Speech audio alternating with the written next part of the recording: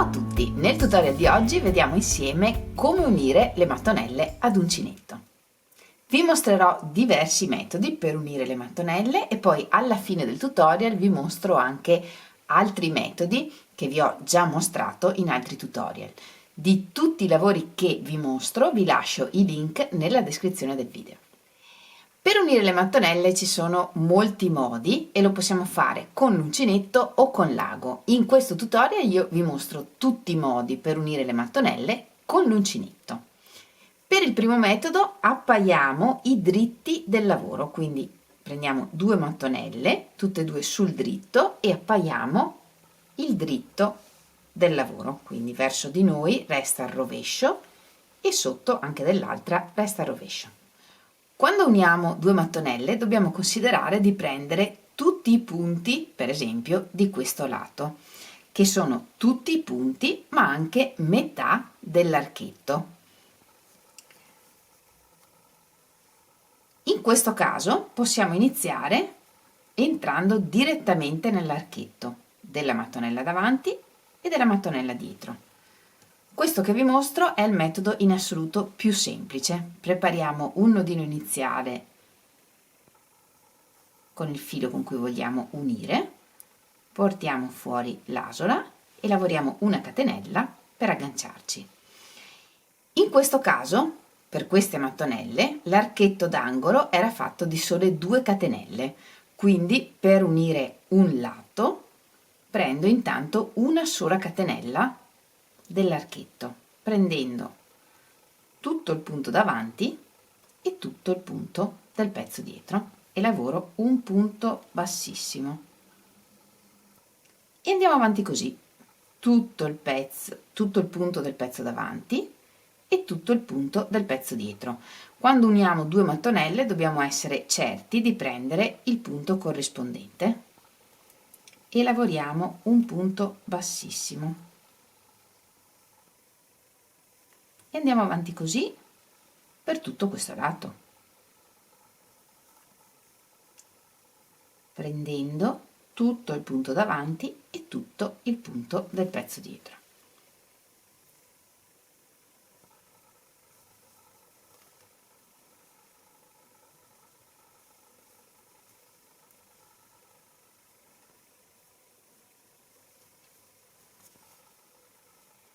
Dopo aver lavorato un po' possiamo andare a vedere com'è il risultato sul dritto. Questo è il risultato dell'unione di due mattonelle lavorando punti bassissimi, prendendo tutto il punto davanti e tutto il punto dietro. Ed ora vi mostro un secondo metodo. Lavoriamo sempre appaiando i dritti, sempre punti bassissimi, ma in questo caso anziché prendere tutto il punto davanti e tutto il punto dietro, prendiamo solo la mezza catenella davanti del pezzo verso di noi e la mezza catenella dietro del pezzo dietro e lavoriamo un punto bassissimo. La mezza catenella davanti del pezzo davanti e la mezza catenella dietro del pezzo dietro. Quando lavoriamo questi punti bassissimi non stringiamoli troppo, altrimenti poi il lavoro tira.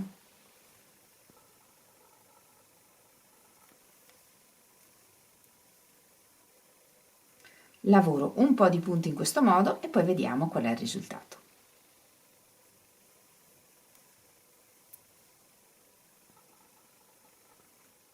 Vediamo il lavoro sul davanti.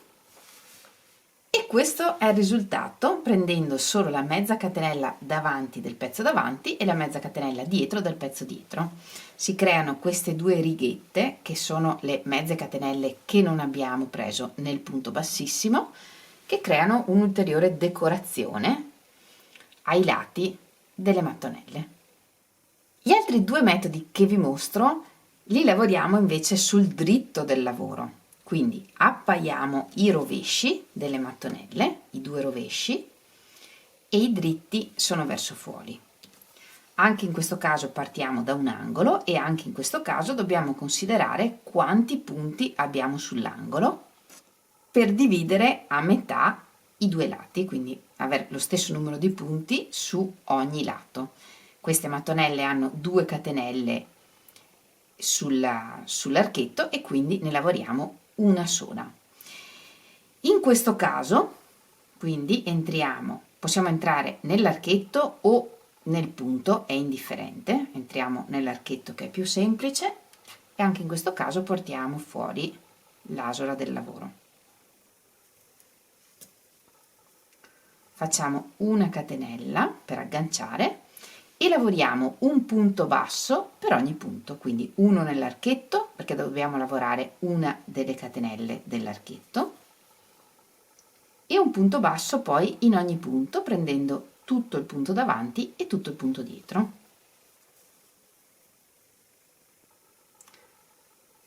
È sempre importante quando uniamo le mattonelle che controlliamo di prendere il punto corrispondente, altrimenti alla fine non ci troviamo coi punti.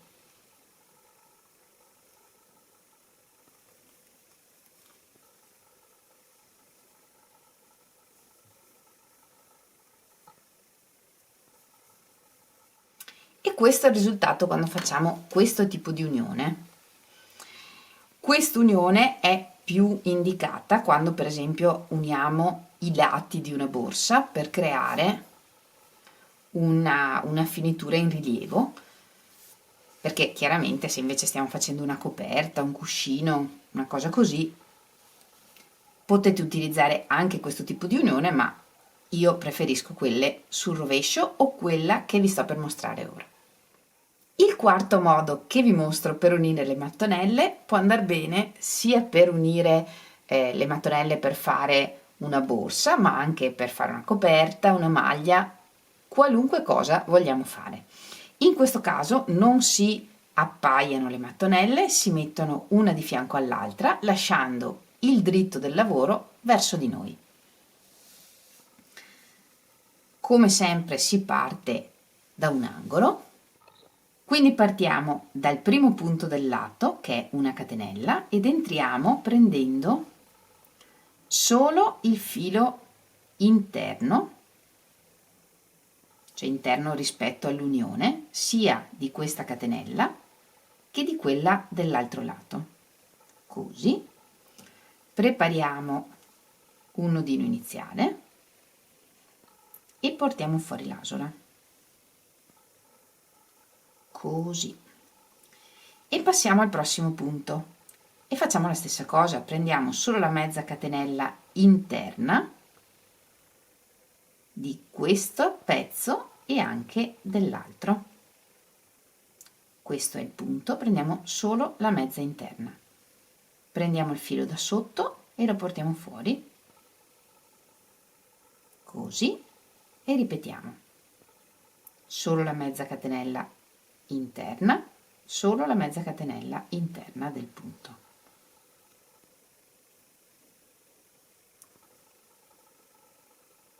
E andiamo avanti così. Anche in questo caso questi punti bassissimi non li tiriamo troppo.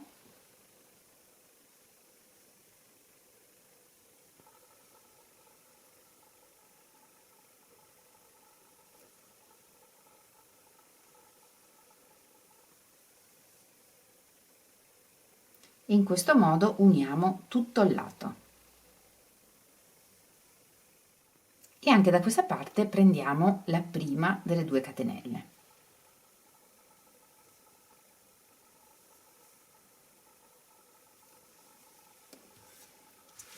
E questo è il bellissimo risultato che otteniamo con questo tipo di unione. Si crea una costa, ma non in rilievo, è praticamente piatta, fatta dai punti bassissimi che abbiamo lavorato nell'unione e in più restano le mezze catenelle non lavorate sia di una parte che dell'altra. Ma se stiamo lavorando per esempio una coperta o una maglia dovremo unire molte mattonelle, quindi la cosa che vi consiglio è di unire intanto tutta una striscia, per esempio verticale, poi tutta la prossima striscia verticale e così via, e poi lavorare in orizzontale incrociando. Quindi adesso vediamo anche come continuare cucendo le prossime 2 mattonelle. In questo caso io avevo un numero pari di catenelle nell'archetto e quindi abbiamo detto che una la usiamo per cucire un lato e l'altra l'altro lato, e la stessa cosa per tutte le prossime mattonelle. Quindi in questo caso, per questo metodo di unione, ma per qualunque tipo di unione che vi ho mostrato, che siamo sul dritto o sul rovescio è lo stesso, passiamo direttamente alla prossima mattonella entrando nella catenella dell'archetto che dobbiamo unire da una parte e dall'altra. Questo vale per tutti i metodi. Avviciniamo e continuiamo l'unione normalmente.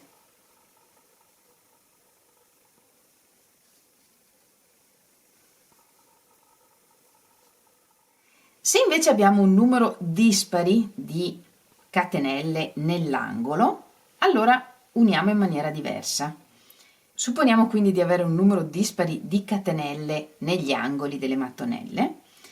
L'ultimo punto che dobbiamo lavorare per unire queste 2 mattonelle lo lavoriamo insieme al primo punto che dobbiamo lavorare delle prossime mattonelle. Quindi, supponendo di avere 3 catenelle nell'archetto, la prima la lavoro unendo queste 2 mattonelle, la seconda entro nelle catenelle d'angolo di queste 2 mattonelle e anche delle prossime 2.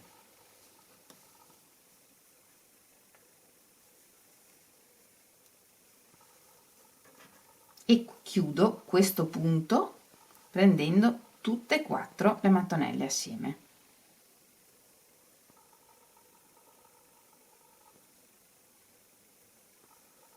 Là. Così, e poi ripartiamo a cucire le prossime 2.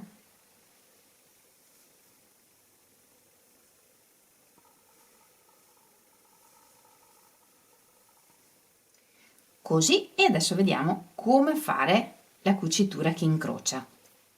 E una volta unito anche, supponiamo di aver unito tutta questa mattonella, quando arriviamo all'incrocio lavoriamo la prima catenella dell'angolo e sia che abbiamo un numero pari o dispari di catenelle negli angoli, saltiamo la cucitura precedente e andiamo al punto successivo, prendendo la mezza catenella di questa mattonella e di questa. Questo per questo tipo di unione, ma per qualunque altro tipo di unione. E proseguiamo.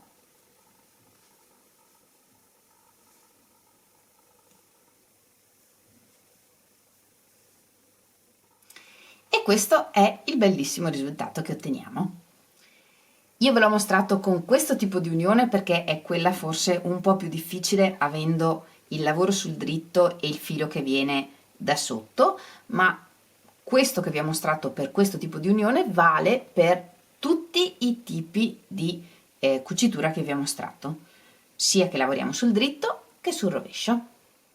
Se dobbiamo unire tante mattonelle, normalmente il metodo più semplice, come dicevo prima, è fare prima tutte le unioni verticali, per esempio, e poi tutte quelle orizzontali. In questo modo tagliamo il filo meno volte. Ma se invece per qualche motivo, se per esempio avete solo 4 mattonelle da unire per il centro di una maglia oppure per un cuscino o non lo so, potete decidere anche di unirle a 2 in questo modo. E qui al centro allora prendete sempre anche il punto centrale, uniamo queste 2 e poi queste 2 in questo modo e poi ripartiamo da qui, uniamo queste 2, ripassiamo anche il punto centrale e uniamo questa parte. Ma per unire le mattonelle vi ho già mostrato anche altri metodi, per esempio avevamo visto questo tipo di unione che è un'unione molto più larga, molto più morbida, ottima per maglie, magliette, canottiere o anche coperte. Tutti i modi per unire le mattonelle che vi ho mostrato oggi e anche questo prevedono di fare prima tutte le mattonelle per intero e poi di unirle. Un altro modo per unire le mattonelle è lavorando l'ultimo giro di lavorazione. Come è stato nel caso di questa canottiera, in cui abbiamo lavorato queste mattonelle quadrate e nell'ultimo giro via via si uniscono le mattonelle. Questo metodo è un metodo molto più veloce perché via via che finiamo le mattonelle cominciamo già ad unire il lavoro. La stessa cosa l'abbiamo vista anche per il copricostume. Queste erano delle mattonelle granny e via via che si lavorava l'ultimo giro si univano le mattonelle. Di tutti questi lavori che vi mostro trovate i link ai tutorial nella descrizione del video.